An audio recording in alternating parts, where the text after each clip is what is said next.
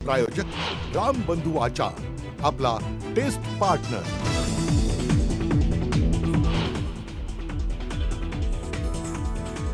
जरांगेंचं आंदोलन हा राजकीय अजेंडा, सरकार उलथवण्यासाठी हे आंदोलन। यात अजित पवारांच्या राष्ट्रवादीच्या आमदारांचाही सहभाग। ओबीसी नेते लक्ष्मण हाकेंचा खळबळजनक आरोप। ओबीसींचं आरक्षण संपवण्याचा डाव, मात्र 50% ओबीसी एकत्र आले तर तुमचं काय होईल, लक्ष्मण हाकेंचा इशारा।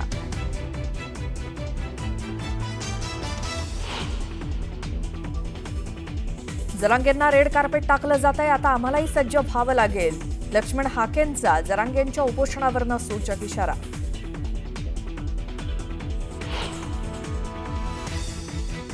मनोज जरांगेंकडनं आझाद मैदानावर आमरण उपोषणाची घोषणा। आझाद मैदानावर दाखल होताच छत्रपती शिवरायांना अभिवादन करून जरांगेंकडनं उपोषणाला सुरुवात।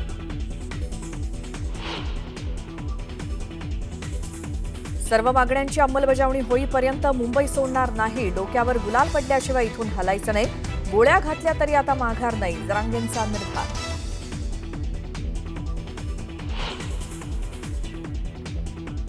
कुणीही जाळपोळ आणि दगडफेक करायची नाही, मराठा बांधवांनी संयम बाळगावा, आझाद मैदानातून मनोज जरांगेंचं मराठा आंदोलकांना आवाहन।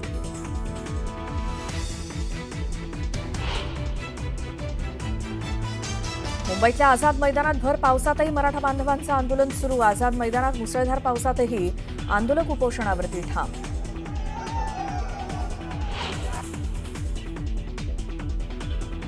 सरकार जरांगेंसोबत चर्चा करण्यासाठी तयार, चर्चेतून आरक्षणावरती तोडगा काढू, राधाकृष्ण विखे पाटलांचं विधान।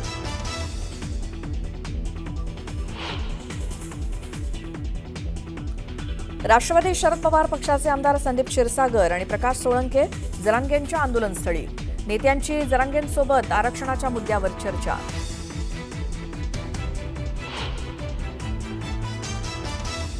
हजारोंच्या संख्येनं मराठा आंदोलक मुंबईत दाखल झाल्यामुळे मुंबईत मोठी वाहतूक कोंडी। ईस्टर्न फ्रीवे आणि मुंबईच्या दिशेनं जाणाऱ्या मार्गावर वाहनांच्या लांबच लांब रांगा।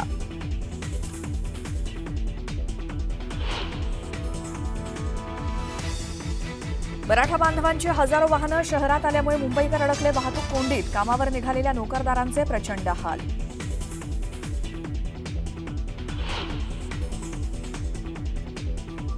काही राजकीय पक्षांचा मराठा आंदोलकांच्या खांद्यावर बंदूक ठेवून आपला फायदा करण्याचा प्रयत्न, मुख्यमंत्र्यांचं वक्तव्य, तर लोकशाहीच्या चौकटीबाहेर कोणीही जाऊ नये, मुख्यमंत्र्यांचं जरांगेंना आवाहन।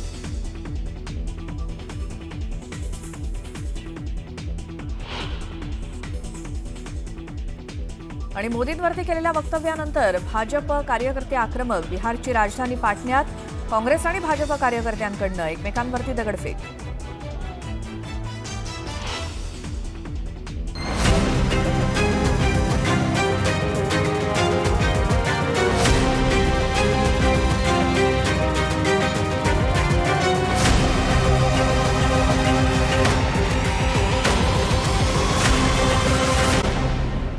करूयात। आज बरोबर सकाळी 10 वाजता मनोज जरांगे पाटील यांचं आमरण उपोषण सुरू झालेलं आहे मुंबईतल्या आझाद मैदानात मराठा आरक्षणासाठी। तर राज्य सरकारचं शिष्टमंडळ आज मनोज जरांगेंची भेट घेण्याची शक्यता आहे। आज मनोज जरांगेंची भेट घेण्यासाठी सरकारचं शिष्टमंडळ येऊ शकतं, अशी एक बातमी समोर येते।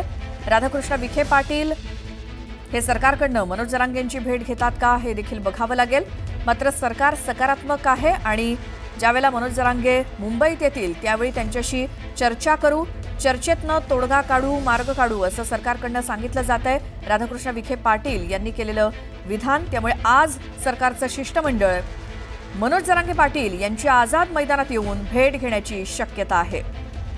या शिष्टमंडळात नेमकं कोण कोण असणार हे मात्र आपल्याला समजेलच, मात्र आजच ही भेट मनोज जरांगे यांची सरकारच्या शिष्टमंडळाकडनं होण्याची शक्यता आहे।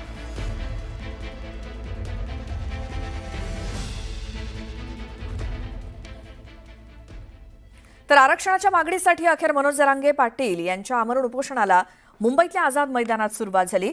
27 तारखेपासून जालन्यातल्या अंतरवाली सराटीतून निघालेला भव्य मोर्चा आज सकाळी 10 वाजता मुंबईतल्या आझाद मैदानात दाखल झाला।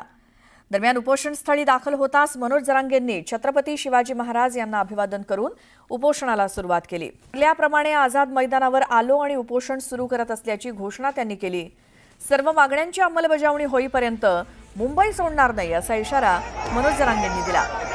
मराठ्यांना विजय मिळाल्याशिवाय इथून हटायचं नाही, हलायचं नाही, डोक्यावर गुलाल पडल्याशिवाय आता इथून उठायचं नाही असं जरांगे म्हणाले. दरम्यान सरकारनं गोळ्या घातल्या तरी माघार घेणार नाही असा इशारा जरांगेंनी दिला. दरम्यान मराठा आंदोलकांना जरांगेंनी शांततेचं आवाहन केलं. जरांगेंच्या सोबत हजारोंच्या संख्येनं मराठ्यांचं वादळ सुद्धा त्यांच्या समर्थनार्थ आझाद मैदानात दाखल झालंय. हजारोंच्या संख्येनं मराठा आंदोलक आझाद मैदानात दाखल झाल्यामुळे मोठ्या प्रमाणात पोलीस बंदोबस्त इथे ठेवण्यात आलाय. आमची सरकारला एकच विनंती आहे, मराठा आणि कुणबी AKJR ची अंमलबजावणी करा. हैदराबादचं गॅजेटियर लागू करून त्याची अंमलबजावणी करा. सातारा संस्थानचं गॅजेटियर सुद्धा लागू करून त्याची अंमलबजावणी सुद्धा आम्हाला तात्काळ पाहिजे. ज्या केसेस पासून बलिदान गेलेल्या कुटुंबाच्या मागण्यात, या सगळ्या मागण्याची अंमलबजावणी होस तर मी मुंबई सोडणार नाही, ही मराठ्यांना शब्द देतो. आताही मला सरकारनं गोळ्या जरी घातल्या तरी मी बलिदान द्यायला तयार आहे, पण मागं हटायला तयार नाही, हा शब्द आहे माझा तुम्हाला.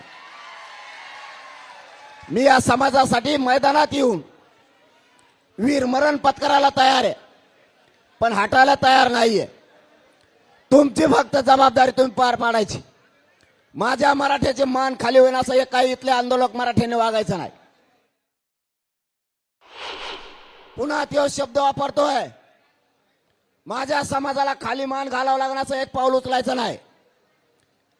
मराठ्यांना विजय दिल्याशिवाय आणि डोक्यावर गुलाल टाकल्याशिवाय इथून हलायचं सुद्धा नाही. पण मराठ्यांची मान खाली होईल असं एकही पाऊल मराठ्याच्या पोराने उचलायचं नाही.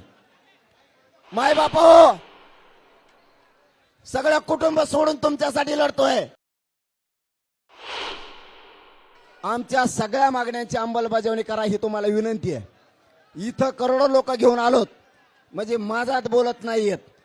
मुख्यमंत्री साहेब, आणखीन तुमच्या हातातून संधी गेलेली नाही. मराठ्यांचं मन जिंकायला तुम्हाला संधी आहे. मराठ्याच्या नाराजीची लाट तुमच्या अंगावर घेऊ नका. मला आणि माझ्या समाजाला फक्त आरक्षण पाहिजे, आणि ते जर तुम्ही त्याच्यात राजकारण करणार असाल तर तुम्ही गोळ्या घातल्या तरी मनोज जरांगे यांचं हटत नाही. मी याच ठिकाणी उपोषण करून मेलो किंवा तुम्ही मला जेलला नेऊन जरी टाकलं, मी जेलमध्ये सडल, जेलमध्ये आमरण उपोषण करीन, पण मराठ्याच्या डोक्यावर गुलाल टाकल्याशिवाय आता हटणार नाही. म्हणून सगळ्या मागण्याची अंमलबजावणी करावी.